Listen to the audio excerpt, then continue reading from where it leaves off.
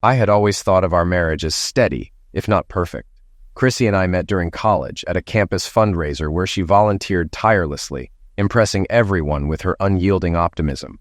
Her kindness was magnetic, drawing me in.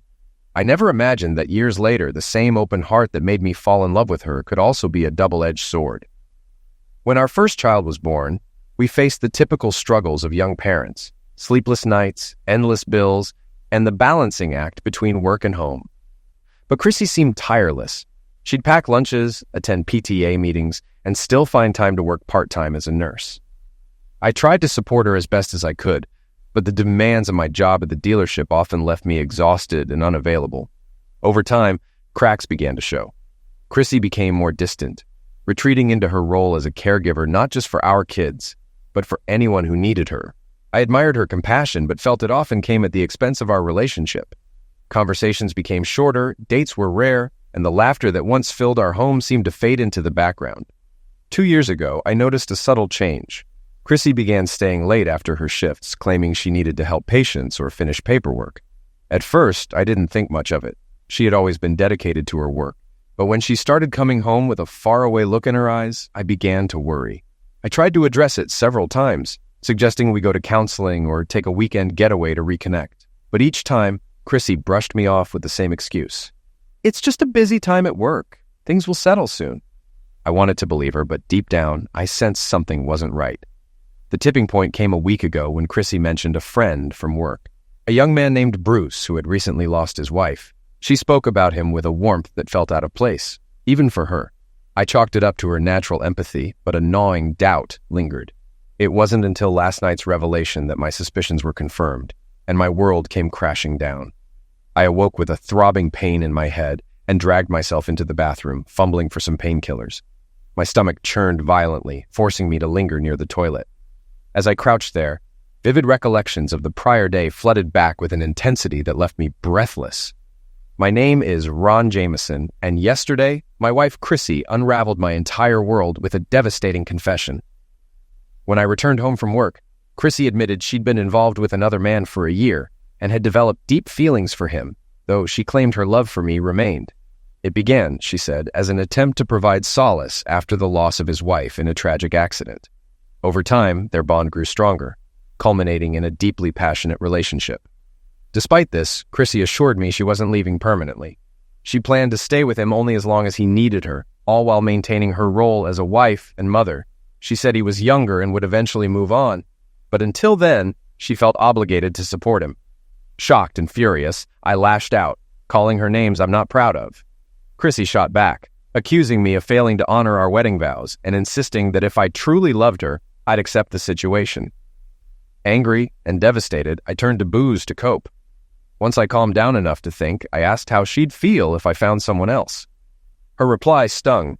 "Who'd want you?" She called me an overweight, balding, middle-aged man and warned me that divorce would ruin me financially and emotionally. Enraged, I drank and yelled until she packed a bag and left for her lover's house. The next morning, I forced myself to take stock of my life. Chrissy wasn't wrong about my appearance. I was out of shape, middle-aged, and losing my hair. While I couldn't change my age, I could at least work on my health. But first, I needed to figure out where my kids were. I searched the house, but didn't find them. Just as I was about to call Chrissy's parents, her car pulled into the driveway. The kids got out and walked toward the house. At the door, Chrissy greeted me with a cutting comment about my sobriety. When I demanded to know where the kids had been, she casually mentioned they'd stayed at her lover's house. Furious, I asked why she didn't take them to her parents instead, but she said they weren't home. Dismissing my outrage, she brushed past me and headed upstairs. "Are you staying here or are you going back to him?" I asked. She sighed, clearly annoyed. "Ron, stop acting like a child. I've already explained this. I love you, but I'm staying with him until he no longer needs me." Trying to stay calm, I asked, "And what about the kids?" "If you don't want to take care of them, call my parents," she replied before packing another bag and leaving. I stood there, head pounding, trying to hold myself together for the kids, but I wasn't going to let her betrayal slide. I still had my dignity. After she left, I checked on the kids and asked about their homework. They groaned, but got to work when I promised we'd visit their grandparents afterward. The kids loved going to Chrissy's parents' farm, where their grandfather Sam was helping them build go-karts. Sam, a retired handyman with a fully stocked workshop, was more than just a grandparent. He was a mentor. While the kids worked, I reflected on how much they meant to me. Ronran, 16, was dedicated to football, though he wasn't big enough for a scholarship. Sally, 15, loved to test boundaries but excelled in school. Kyle, 11, was our surprise baby and Chrissy's little one, though he hated the nickname. His cheerful spirit was a bright spot in an otherwise dark time. I made coffee and started a to-do list. My first call was to my boss, Bob Clarkson. I've worked at the local Ford dealership for 23 years, with Bob as my boss for the last 15. I explained what had happened, and he immediately offered his support. Bob shared a story about his son's messy divorce, which involved false accusations and intervention from his ex-mother-in-law, who ultimately saved the day by threatening to testify against her own daughter. "That's harsh," I said, shocked. "Harsh doesn't cover it," Bob replied, "but she saved my son's life." He told me to take all the time I needed, and I requested a week off. With plenty of personal days and vacation time banked, he approved it without hesitation, offering additional support if necessary. Before ending the call, I asked Bob if he could recommend a good divorce lawyer. Without hesitation, he suggested Dwight Tucker, an attorney who had won primary custody for his son and even secured child support payments from the ex-wife. "Tucker's ruthless," Bob said. "If you need someone who will fight tooth and nail, he's your guy." With a clearer plan beginning to form, I felt a faint sense of control, though I knew the road ahead would be anything but smooth. After rummaging for a moment, Bob found Dwight Tucker's business card and read out the number. I decided to call right away, even though it was a Saturday, and I assumed I'd just leave a voicemail. To my surprise, luck was on my side. Tucker's secretary answered and said he'd had a last-minute cancellation. "If you can be here in 30 minutes, he'll see you," she told me. I quickly told the kids to behave while I stepped out for an hour and drove to Tucker's office, making it there in under 20 minutes. Dwight Tucker turned out to be a sharp-looking man in his mid-30s. A bit shorter than me, he had piercing blue eyes and a warm, confident smile that likely worked wonders with juries, especially female jurors. "What brings you in today?" he asked once I'd settled into a chair across from him. Taking a deep breath, I started. "Yesterday, my wife told me she's been cheating on me with a younger man." My face flushed as I spoke, anger and humiliation battling for dominance. I recounted the events of the previous day as briefly as I could. Tucker listened carefully, jotting down notes and occasionally shaking his head. When I got to the part where Chrissy claimed she still loved me but was determined to continue her affair, he raised a hand to stop me. "Let me get this straight," he said, his expression darkening. "She says she loves you, but plans to keep sleeping with this guy?" Embarrassed, I nodded, my face burning. "Go on," he prompted, leaning forward slightly. I explained how Chrissy had blown up at me for refusing to accept her arrangement and how I'd insulted her in my anger. I admitted I'd called her degrading names and shared how she'd laughed when I suggested finding someone else. The hardest part to relay was how she had cruelly belittled me, calling me undesirable and threatening to ruin me if I pursued a divorce. "She actually said that?" Tucker asked, incredulous. "No offense, Mr. Fremont, but your wife either has a heart of stone or she's got some serious issues." "None taken," I sighed, nodding. "I've been wondering the same thing." I went on to tell him how Chrissy had left our kids at her lover's house after our argument and allowed them to spend the night there. Tucker's pen paused mid-note, and he glanced up with a slight smile before jotting something down. "Now, the big question," he said, folding his hands in front of him. "What do you want to do?" I took a moment to think, staring at the floor. Finally, I said, "I can't live like this. I'm not sure if I'll ever be able to forgive her, but I do know I can't let her destroy me or take my kids." Tucker nodded sympathetically. "Unfortunately, that's a common pattern with people in her situation. But here's the good news. I'll work tirelessly to protect your rights and minimize the damage. If this does go to divorce, you'll get at least half of your shared assets. That said, I need to warn you, the courts typically don't care about infidelity." Hearing this, my heart sank. "So, I'll still have to pay alimony and child support?" "That's possible," Tucker admitted. "But that's why we need to act fast and aggressively. Right now, your wife has left the marital home, and even worse, she took your kids to stay at her lover's house. Judges don't look kindly on that kind of behavior. You currently have custody and will fight to keep it that way. If you're granted primary custody, you won't have to pay child support. By the way, does your wife work?" She does, I said. Part-time at the hospital. Mondays, Wednesdays, and Fridays.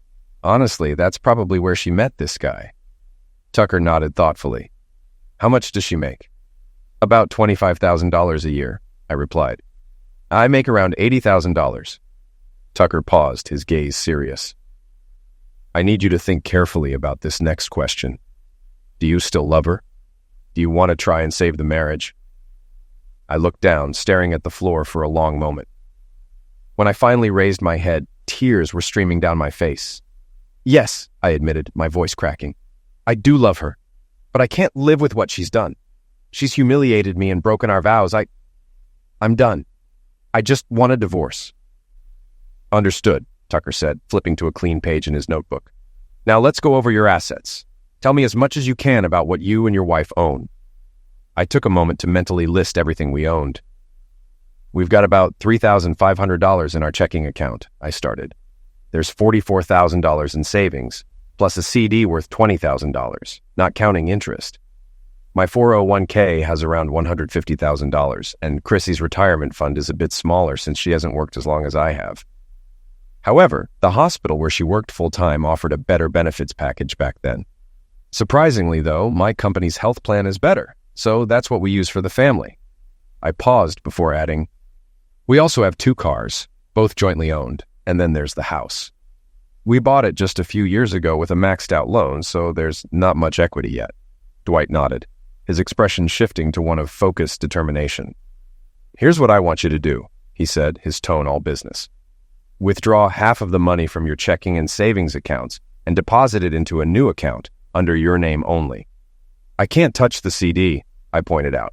It's in both our names, and cashing it requires Chrissy's signature. That's fine, Dwight replied, quickly calculating figures. Take $33,750 from savings. Use what's left in checking to pay as many household bills as you can. Cancel any joint credit cards, pay off their balances, and then apply for a credit card in just your name. I still have an individual card I opened before we got married, I told him. I rarely use it because our joint card has cashback rewards. Perfect, Dwight said with a small smile. That makes things even easier for you. He scribbled a list of steps on a notepad and handed it to me. Before you leave, stop by my secretary's desk and have her call Taylor Locksmith to change the locks at your house. Once that's handled, come back in, and I'll go over the next steps with you. Miss Carlson called Taylor Locksmith while I waited.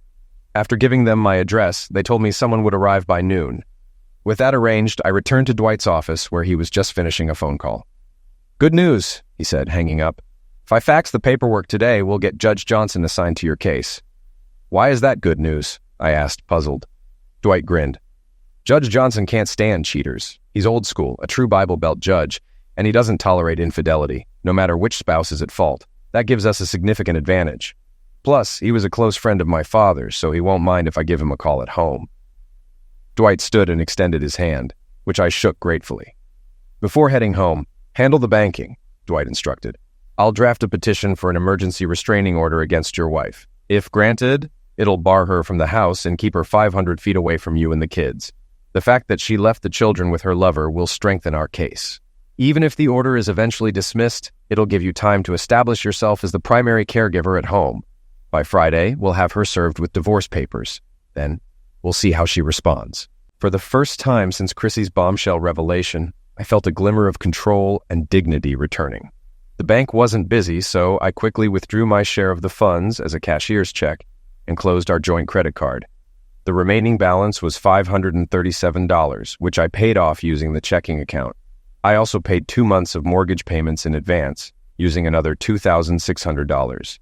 By the time I finished, there wasn't much left in the account. I deposited the cashier's check into a new checking and savings account under my name at a different bank. With that task completed, I drove home to find the kids glued to the television. Come on, let's head to your grandparents' house, I told them, and we piled into the car.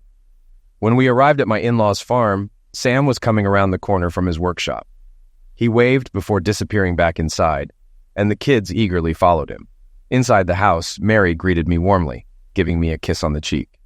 A moment later, Sam joined us, freshly washed up and ready to chat. I need to tell you something difficult, I began, struggling to find the words. Chrissy is having an affair, and I've decided to file for divorce." Sam's face hardened with disbelief. "That's not true," he snapped. "Chrissy wouldn't do something like that. What proof do you have?" "She told me herself," I said quietly, tears welling up in my eyes. Just then, the back door creaked open and the kids came bursting in from outside. "Stay outside for a few more minutes," I told them firmly. "Why?" Ron asked, his tone defiant.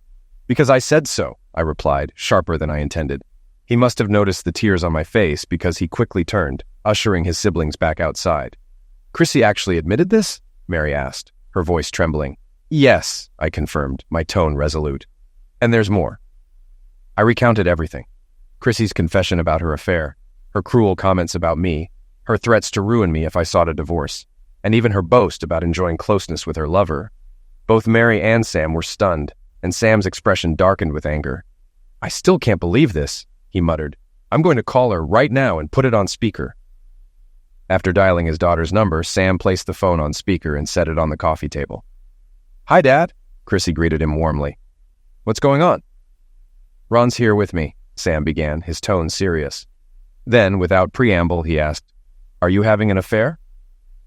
The line went silent for several seconds. Then Chrissy's voice, sharp and defensive, broke the tension. "What did he say?" "He told me you're involved with another man," Sam replied evenly, "that you've been intimate with him and that you claim to love him." "It's not what you think, Dad," she said, her voice trembling. "I'm trying to help someone. He's been through a terrible loss, and I can't just abandon him." Sam's face flushed a deep red, his jaw tightening. "Answer the question, Chrissy," he said through gritted teeth. "Are you sleeping with him?" "Yes," she admitted softly. "But I love Ron too. I can't walk away from this other man. I care about him deeply." I was floored. Sam had always treated Chrissy as his golden child. I never expected him to call her out on her behavior. "Chrissy," Sam said, his voice heavy with disappointment, "I never thought my daughter would behave like this. I raised you better." "Please, Daddy," she began, but he cut her off by abruptly ending the call. Moments later, the phone started ringing again. Mary reached for it, but Sam shot her a warning look. "Don't answer it!" Ignoring him, Mary picked up the phone anyway. Furious, Sam snatched it out of her hand and hurled it against the fireplace, shattering it. "I said leave it alone!" he roared. Mary stepped back, startled by his sudden rage. I sat frozen, stunned by the raw intensity of the moment. The room fell into a heavy silence as Sam and Mary struggled to process the shocking revelation. After a long pause, Sam turned to me, his face filled with regret, and pulled me into a hug. "Ron, I'm so sorry," he said, his voice thick with emotion. "I don't know what to say. I can't believe Chrissy's done this to you. If there's anything we can do to help, we're here for you and the kids. Anything at all." He glanced at Mary. "I'll have her speak to Chrissy later. Right now, I can't. I'm too angry." I nodded, thanked them, and left to meet the locksmith at my house. After loading the kids into the car, I hugged Sam and Mary goodbye and invited them to dinner so we could talk further. On the drive home, Sally's soft sobs broke the silence. "Are you and Mom getting divorced?" she asked hesitantly. "Who told you that?" I asked sharply. "I did," Ron admitted from the back seat. "I went back inside and heard everything. I knew something was wrong, but I didn't think it was this." I sighed heavily, struggling to find the right words. Chrissy's betrayal wasn't just breaking me. It was hurting our children, too. She probably hadn't thought about them at all when she chose to have her affair. "It looks like your mom and I are heading toward a divorce," I said carefully. "But why?" Kyle asked, his voice cracking as tears began to fall. "Your mom has developed feelings for someone else," I explained gently. "You mean she's sleeping with another guy?" Sally blurted out, her words laced with anger. "I hate her. She's awful." "Don't talk about your mother like that," I said, though the words felt hollow. In truth, I shared her anger, but I couldn't let my bitterness spill over onto them. When we arrived home, the locks had just been changed. 10 minutes later, Chrissy pulled into the driveway in a fury. "So you ran to my parents, huh?" she yelled, storming inside. "What did you tell them? That I'm some kind of tramp?" "Chrissy," I said, my voice low and tired, "I told them the truth. And for the record, I do love you. But I will never accept this, sharing you with someone else. You've shattered my trust, my dignity, and everything we built together. Do you even realize how much it hurt when you told me I'm just an unattractive, middle-aged man who should feel lucky to have you? That was cruel. And now you're asking me to live with this? To accept it? That's not love, Chrissy, she faltered, looking shaken by my words. I didn't mean it like that, she stammered. I was just angry when I said those things. And for you to call me names, how could you? I'm your wife, the mother of your children. If you truly loved me, you'd understand. I'm not leaving you for him. I just care about him too. I'm trying to help him. He's younger and going through a rough time. He'll move on eventually. Chrissy, I said, shaking my head slowly. If you're going to talk about love, don't forget the part where you vowed to be faithful. Helping someone doesn't mean sleeping with them. And as for what I said, yes, I've accepted this situation. You've shown me exactly who you are, and I'm done. You're no longer part of my life. That's your reality now. Accept it. Her eyes filled with tears, but I couldn't muster any sympathy. I had nothing left to give her. Chrissy hesitated, her face flushed and uncertain. For a moment, she seemed vulnerable, but then her expression hardened and a familiar arrogance returned. She inhaled sharply, clearly searching for her next angle. Ron, she began, her voice adopting the patronizing tone she often used with the kids when scolding them. Stop acting like a fool. I'm your wife. You know me. I love you, and I'll come back to you once this man is better. I stared at her, my sadness giving way to something much colder. Whatever love I'd felt for her was gone, replaced by a deep resentment. No, Chrissy, I said quietly but firmly. I don't know you. The woman I married, the mother of my children, was kind, loving, and loyal. You? You're a stranger. For all I know, this isn't even your first affair. How can I believe anything you say? For all I know, you've been sharing yourself with every man who gives you a sob story. Chrissy's face turned crimson with anger, her eyes narrowing as her chest heaved. This is not an affair, she snapped. This is the first time I've slept with anyone since we got married. This man has been through so much, and I'm going to help him, whether you like it or not. Do whatever you want, I replied, my voice cold and devoid of emotion. But don't expect me to accept this. And since I can't trust you anymore, I'll be arranging DNA tests for the kids. I need to know if they're even mine. Her face twisted with rage. You're a complete idiot, she spat. I can see you're determined to turn this into a nightmare. Just remember, I warned you what would happen if you tried to divorce me. Chrissy, I said, shaking my head as I stepped toward the porch. I'd rather lose everything and live in poverty than stay with someone who has no moral compass. Before she could respond, a sheriff's vehicle pulled up, and a deputy stepped out. Are you Chrissy Jameson? He asked, clipboard in hand. Yes, that's me, Chrissy replied, her voice uncertain. Ma'am, the deputy said, holding out a document. This is a restraining order.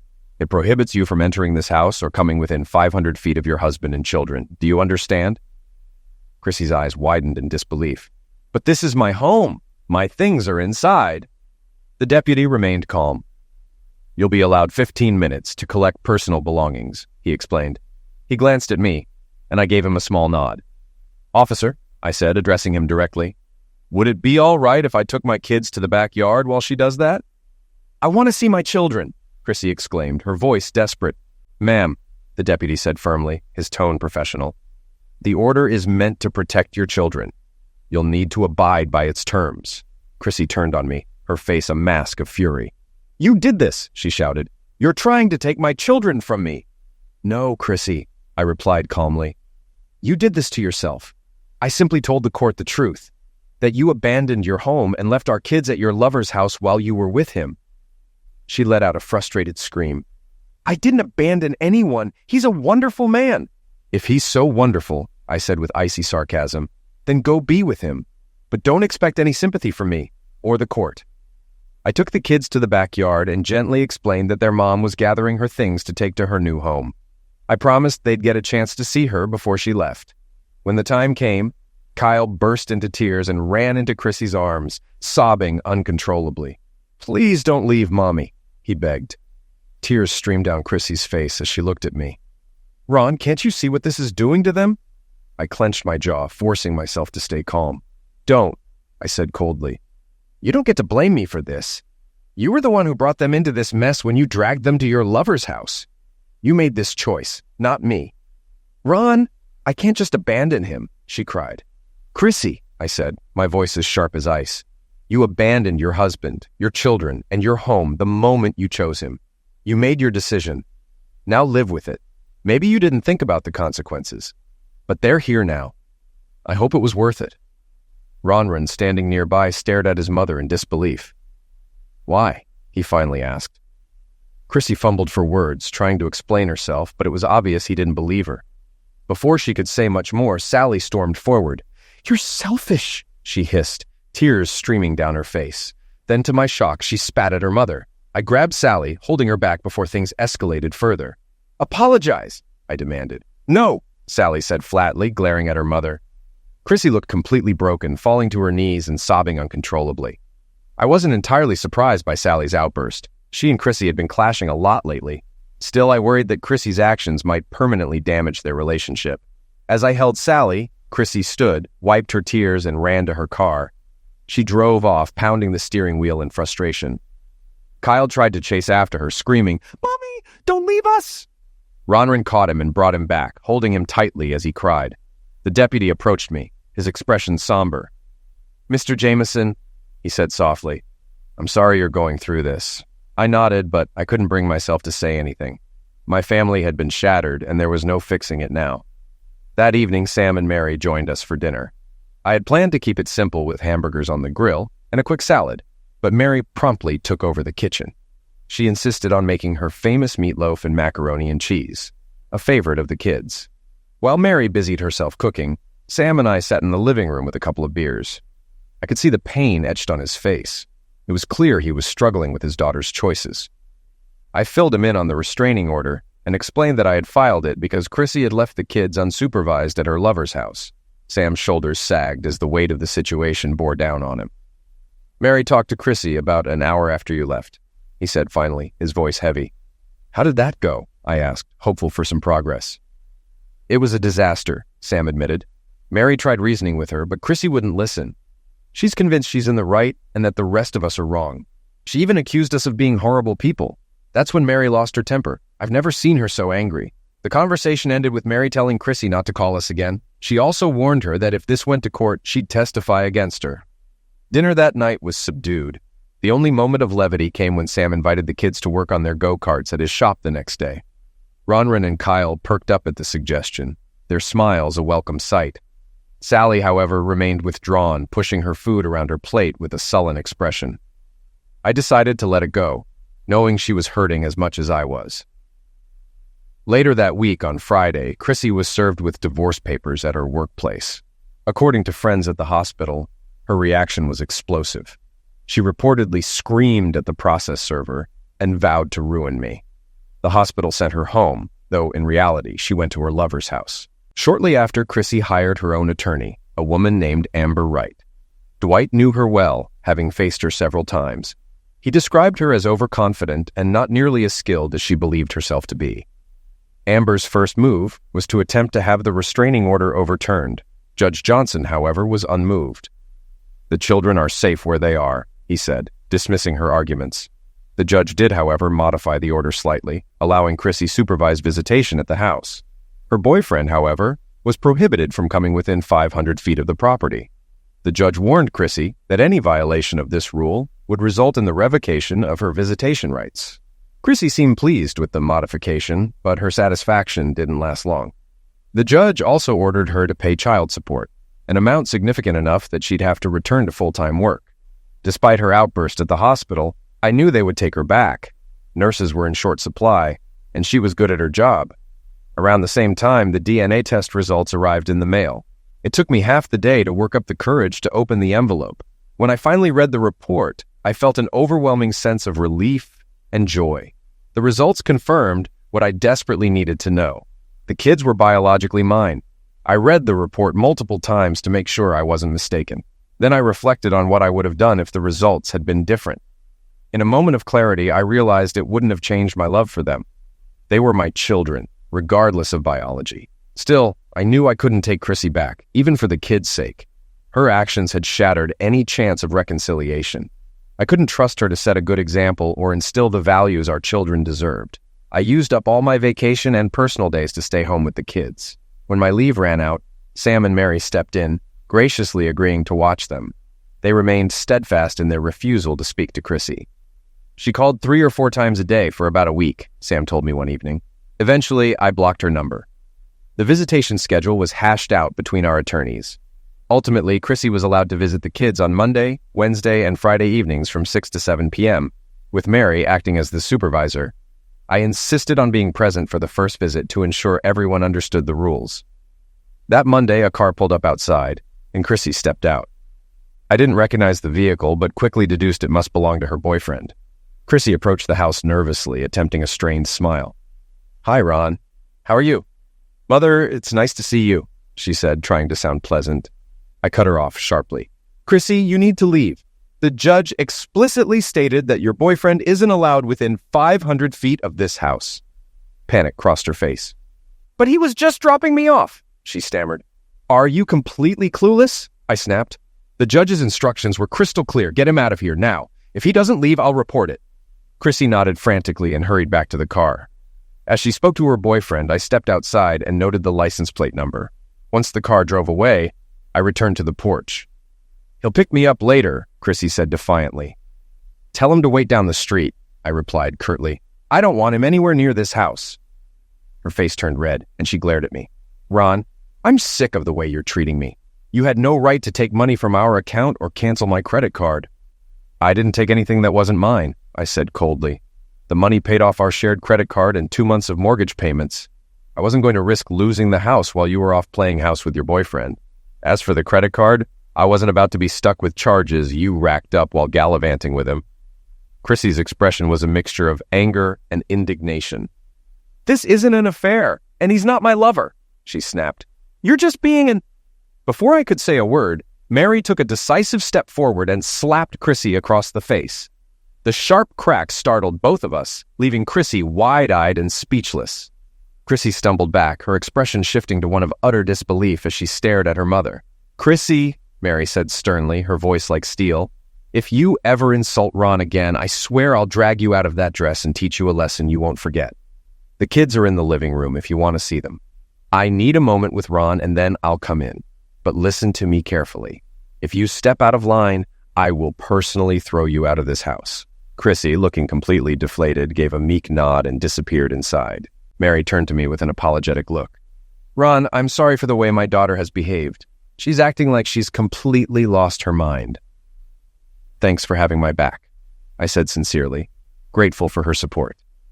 2 weeks later, as Dwight had predicted, the restraining order was lifted. By then, I had firmly established myself as the primary caregiver, and the court allowed me to remain in the house since Chrissy was still involved with her lover. She was required to continue paying child support, but was now granted unsupervised visitation in public settings. The judge made it clear, however, that Chrissy's boyfriend was not to be present during her time with the kids, nor could she bring them to his home. After months of delays, our first official court date to finalize the divorce arrived. Before any arguments could begin, Judge Johnson asked if either Chrissy or I had attended counseling. Both attorneys admitted that we had not, so the judge mandated 8 sessions of marital counseling before proceeding. I didn't object, though I thought the sessions would be a waste of time. I had a feeling Chrissy saw them as an opportunity to persuade me, or perhaps the therapist, that her actions were justified. The first session with Ann Patterson, our therapist, went exactly as I expected. Chrissy dominated the hour, attempting to rationalize her behavior as the Christian thing to do. I could barely hide my disbelief as Ann listened with a carefully neutral expression. By the second session, Ann began gently challenging Chrissy's arguments.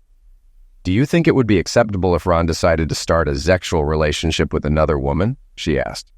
I braced myself, expecting Chrissy to attack me. To my surprise, she didn't respond immediately. Her hesitation spoke volumes, but I didn't care about her answer anymore. As the divorce dragged on, I made some significant changes in my life. After Chrissy's hurtful comments about my appearance, I was determined to prove her wrong. I decided to undergo a hair transplant. The procedure wasn't extensive, but it still set me back about $4,000. I was initially apprehensive about the decision, unsure if it was worth the teasing I might endure. But since I was already on leave, I figured it was the right time. The procedure involved buzzing my hair short and transplanting hair from the back of my head to the thinning areas in the front. I spent the first week recovering at home, avoiding the outside world. The kids were curious and asked plenty of questions, to which I offered a vague explanation about a minor medical procedure. Within 10 days, I started looking like myself again. and over the following weeks, the new hair began to fill in naturally. Once I recovered, I committed to getting in shape. At first, running even half a mile left me gasping for air and with aching legs. But I kept at it, gradually increasing my distance until I could run 10 miles without stopping. I joined a gym and completely overhauled our household meals, cutting out junk food like pizza, ice cream, and chips. The kids weren't thrilled at first, grumbling about the absence of their favorite snacks. To win them over, I scoured the internet for fun, healthy recipes. Some dishes flopped spectacularly, but we laughed it off, tossed the disasters in the trash, and made sandwiches instead. It became a family activity, with the kids pitching in to help me cook. Despite the lingering pain of Chrissy's betrayal, these moments brought a sense of warmth and hope back into my life. Returning to work was an unexpected confidence booster. When I checked in at the office, Trudy, the receptionist, gave me a curious look. "Welcome back, Ron," she said brightly. "There's something different about you." I chuckled, a little embarrassed. "I've been working on my fitness. Lost 18 pounds so far, hoping to drop a few more." She smiled warmly. "Well, whatever you're doing, it suits you. If I weren't married, I'd be all over you." I laughed awkwardly. "Thanks for the ego boost, but according to Chrissy, I'm just a washed-up middle-aged guy with no appeal. That's why she found herself a boyfriend." Trudy's expression darkened. "Chrissy must be out of her mind. Ron, you're a great guy. Plenty of women would be lucky to have you. Don't let her words get to you." Her encouragement was the first genuine compliment I'd received in months. For the first time in a long while, I felt like I wasn't completely worthless. At our next therapy session, Anne asked Chrissy, "How would you feel if Ron came home and told you he was having an affair?" Chrissy hesitated before replying. "If he was helping her recover from some tragedy, I suppose I'd be okay with it." Anne didn't let up. "And if he said he loved her and that their sexual relationship was fulfilling?" "I'd accept it," Chrissy said, her tone defiant, as long as he made sure the children and I were taken care of. The session continued, with Anne methodically dismantling Chrissy's logic. But no matter how many valid points the therapist made, Chrissy refused to back down. It became clear to me that these sessions weren't about healing. They were just another platform for Chrissy to try to justify her actions. As time passed, the initial shock of Chrissy's betrayal began to fade. It's strange how love works. If it isn't nurtured, it gradually withers away.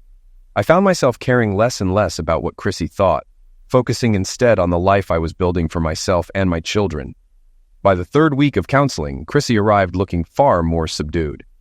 She spoke little during the session, mostly listening as Anne gently and methodically deconstructed her justifications. Something had shifted. It seemed Chrissy was beginning to face the consequences of her actions. I also noticed her sneaking glances at me when she thought I wasn't paying attention. I had continued working out, lost a few more pounds, and spent a lot of time outside doing yard work, which had given me a deep tan. A few months earlier, before counseling had been ordered, I'd made another big change in my life. I'd grown increasingly dissatisfied with my job. While I loved fixing cars, especially doing bodywork, working at the dealership was wearing me down. Restoring old vehicles had been my passion since I was 14, and I'd become skilled enough to handle any repair. I started thinking about how owning my own shop could give me more time with my kids. I discussed the idea with Sam, who immediately offered his support. He agreed to let me set up a business in his converted barn, which he used as a workshop.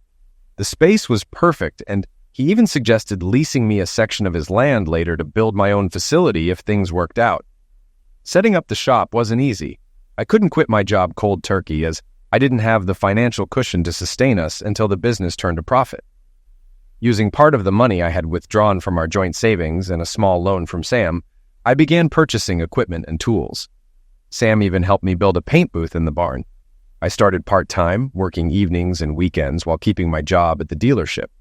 Word spread quickly, and customers began trickling in.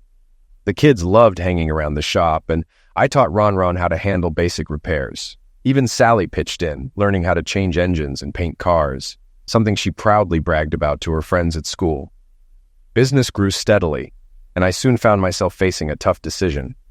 One weekend, the dealership asked me to work overtime to help clear a backlog of jobs. I had to decline because I already had commitments to my own clients. I braced myself for the fallout when I approached my boss, Bob, to explain. "Got a minute, Bob?" I asked, stepping into his office. "Sure, Ron," he said, motioning me in. "Glad you're on board this weekend." We've got 44 cars arriving Friday, and they need to be prepped and ready to move by the end of the month. I felt a pang of guilt but pressed on. That's why I'm here, Bob. I can't work this weekend. I've started my own side business, and I need to honor my commitments to those customers. Bob's face hardened. If you can't help out, Ron, I might have to let you go. I nodded, resigned. I understand, Bob. I hope there are no hard feelings. I'm trying to build something for my kids' future and save for their college funds. I'll clean out my locker. Bob sighed. I hate to lose you, Ron. Tell me about this business of yours. What kind of work are you doing and where's it set up? I explained the basics. How I was operating out of Sam's property, the equipment I had, and the types of repairs I could handle, including bodywork. Grab a coffee and come back, Bob said, reaching for the phone. Instead of coffee, I went to pack up my locker, fully expecting to leave. Losing my job would tighten our finances, but I had faith in the growing success of my shop. I'd already removed Chrissy from my health insurance, so the kids would need to switch to her plan. When I returned, Bob greeted me with a smile and slid a piece of paper across the desk. I've got an idea, Ron. This is an independent contractor agreement. I need you this weekend, and I think you can convince your customers to wait a few days. If your shop passes inspection, I'll hire you as a contractor to handle our bodywork. I was stunned, but quickly agreed. That weekend, I worked at the dealership while continuing to grow my own business. Within weeks, I was running my shop full-time. Occasionally, I still helped the dealership when they needed an extra hand. Sam joined me part-time, and Mary took over the bookkeeping. For the first time, I was earning more money than I ever had at the dealership. The only thing still in disarray was my marriage. By the fourth counseling session, I was completely over it. I no longer cared about Chrissy's relationship with her boyfriend. Sure, it still hurt to think about her with another man, but those moments were becoming less frequent. Chrissy, however, hadn't given up on trying to justify herself. During one session, Anne asked her directly, "How would you feel if Ron came home and told you he was involved with another woman?" Chrissy hesitated before replying arrogantly, "If he was helping her through a difficult time, I suppose I'd understand." Anne didn't let it drop. "And what if he told you he loved her and that their physical relationship was fulfilling?" Chrissy straightened her shoulders. "As long as he assured me that the children and I would be cared for, I'd accept it." Anne spent the rest of the session picking apart Chrissy's logic, but she refused to budge. These sessions weren't helping. They were just a stage for Chrissy to double down on her beliefs. As time went on, the sting of Chrissy's betrayal began to fade. I realized something about love. It requires attention and care to survive. Without it, even the strongest feelings begin to wither. I poured my energy into my kids, my business, and rebuilding myself. For the first time in a long time, I felt like I was finally moving forward. During our fifth counseling session, I decided to address the most painful thing Chrissy had ever said to me. I wasn't going to hold back any longer. When Anne opened the floor for discussion, I turned to Chrissy, my voice steady but filled with emotion. "Chrissy, I've come to realize something about you. You're not just selfish, you're cruel. How could you look at the man you once claimed to love and tell him he's an ugly, middle-aged nobody who could never attract another woman? That hurt me in a way I may never fully recover from." Chrissy's face crumpled and tears spilled down her cheeks. "Oh, Ron, I'm so sorry," she cried. "I hate myself for saying that. I wish I could take it back. I really do. I love you." "Not enough to stop seeing your boyfriend, though," I shot back coldly. "Save your apologies. You'll need them more than I will." Chrissy broke into uncontrollable sobbing, and despite Anne's best efforts, we couldn't get her to calm down. Eventually, Anne ended the session and gave us a homework assignment. The assignment included questions like, "What is your relationship with your parents like?" and "How is your bed life?" But one question stopped me in my tracks. If you could change one thing about yourself or your relationship, what would it be? That evening, I worked through the questionnaire until I reached that question. I put my pen down, unable to answer it right away. It felt too heavy, too loaded. The next day, after much thought, I finally wrote my response. If I could change one thing, I wish I had been a better husband so my wife wouldn't have fallen out of love with me. At our next session, we handed in our assignments, but Anne didn't review them right away. Instead, she asked if there was anything specific we wanted to discuss. "I'd like to ask Chrissy something," I said immediately. Anne nodded, signaling for me to go on. I turned my attention to Chrissy, meeting her gaze directly. "Chrissy," I began firmly, "I feel like these sessions aren't going anywhere." You've made it abundantly clear you're not leaving your friend, Bruce Hartman. That leaves no path for reconciliation. Why don't we end this charade and move forward with the divorce?" Chrissy's eyes widened, her shock unmistakable. "How do you know his name?" she stammered. I held her gaze, my tone steady. "The first time you came to see the kids, I noticed his license plate. It wasn't hard to figure out who he was after that, but his name doesn't matter. I don't care about him, and I'm not out for revenge. I just want to move on with my life." Her expression crumbled, and for a fleeting moment, I saw raw pain in her eyes. The sight hit me harder than I expected, but I resisted the instinct to comfort her. I knew it wouldn't change anything. "I also know your lawyer hasn't been happy with my proposed settlement," I said, steering the conversation back on course. "So, I've instructed my attorney to offer some alternatives. I'm willing to expand your visitation time with the kids. I'm also offering $1,000 a month in alimony for 3 years. All I want is to be done with this and move on." Chrissy looked utterly devastated, her sadness almost tangible. Yet despite her expression, I knew the truth hadn't changed. She wasn't going to leave Bruce. I had long accepted that I couldn't live with the idea of sharing my wife with another man. It baffled me that she thought I ever could. But none of that mattered anymore. All I wanted was an end to the pain. "I've thought a lot about the things you said to me," I added, my voice softer now. "And as much as they hurt at the time, I'm starting to move past it. I've made changes to myself. I'm not the man you dismissed so easily when you decided to be with Bruce. In fact, I've started dating. After we finalize this divorce, you're free to devote all your time to him. But I think it's time we end this, for the kids, if nothing else. They deserve a chance to rebuild their relationship with you." Chrissy broke down completely, tears streaming as she fled the room. Anne looked as shocked as I felt. After a moment, she regained her composure and said she wanted to meet with Chrissy alone for the next session, followed by a solo session with me. I agreed with a sigh. Months ago, when Chrissy first dropped her bombshell, I had been consumed by anger and hatred. But now, I just felt drained. This situation wasn't only tearing me apart, it was hurting Chrissy, her parents, and, worst of all, our children. All I wanted was for the pain to stop. By the time I sat down for my final session with Anne, a sense of relief washed over me. I was glad Chrissy wasn't there, and even more grateful that this session marked the end of counseling. Anne began the conversation with a calm but deliberate tone. "Ron, I want to commend you for your patience and composure throughout these sessions. I know this situation has been incredibly painful. After meeting with Chrissy last week, I believe I've gained a clearer understanding of what led to her actions." I leaned forward slightly, a mix of curiosity and caution rising within me. Maybe, just maybe, I was about to get some real insight into why Chrissy had destroyed our marriage. "Do you remember the homework assignment I gave you?" Anne asked, her eyes steady on mine. I nodded, though the memory was vague. I hadn't thought much of it at the time, assuming it hadn't contributed significantly to the process. "There was one question in particular that stood out," she continued, pulling 2 sheets of paper from the folder on her lap. "It was the one that asked, if you could change one thing, what would it be?" My brow furrowed slightly as I nodded again, still uncertain of where she was headed. "You wrote that you wished you'd been a better husband so Chrissy wouldn't have stopped loving you," Anne said, her voice measured but empathetic. She paused, letting her words sink in, then added, "When Chrissy read that, she completely broke down. It was the most emotional I've ever seen her, and it took a long time to calm her down. I didn't know how to respond, so I stayed silent." "Ron," Anne said softly, "your wife never stopped loving you." A bitter laugh escaped me before I could stop it. "That's why she jumped into bed with Bruce, right? Out of love for me?" Anne sighed, clearly disappointed by my tone. "Ron, Chrissy's actions were driven by a severe midlife crisis. As the kids got older, she felt like her purpose was slipping away. Chrissy has always been a nurturing person, and when she met Bruce, a man deeply in need, she confused her longing for purpose and youth with love. That doesn't excuse what she did," I said firmly. "She still chose to betray me. She's not with Bruce anymore," Anne revealed.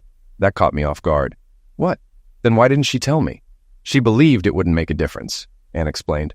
"Bruce left town the same day you told Chrissy you were dating someone and moving forward with the divorce. She assumed she'd already lost you." I thought about that for a moment, but Anne was right. It didn't change anything. Too much had happened, and I was finally on a path that felt right for me. There was no going back. More importantly, I needed Chrissy to focus on rebuilding her bond with the kids. Sally's grades had plummeted, Kyle had become withdrawn, and even Ron, who seemed the most stable, avoided any mention of his mother. "Before we wrap up, there's one more thing I want to share," Anne said, handing me a piece of paper. This is Chrissy's response to the same question. She wrote that if she could change one thing, it would be that she never met Bruce Hartman. The divorce was finalized not long after, with Chrissy granted visitation on Wednesdays and Fridays. Initially, our interactions were awkward and formal, but over time, we began sharing occasional meals as a family. One evening, as we cleaned up after dinner, Chrissy hesitated before asking, "Ron, would it be okay if I stayed the night?" I chuckled, shaking my head. "No, Chrissy, the spare room isn't exactly comfortable, and you'd be better off heading home." As for Bruce Hartman, I eventually learned the full story. His wife hadn't died in an accident, as Chrissy had believed. She had been speeding away from him after catching him cheating.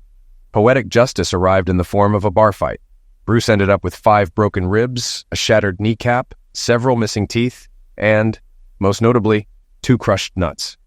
Chrissy slowly rebuilt her relationship with the kids, though Ron always maintained some emotional distance. He was polite but reserved, never fully letting her back in. 3 years later, I remarried. The woman I married, Sally's teacher. She became an integral part of our family, and the kids adored her.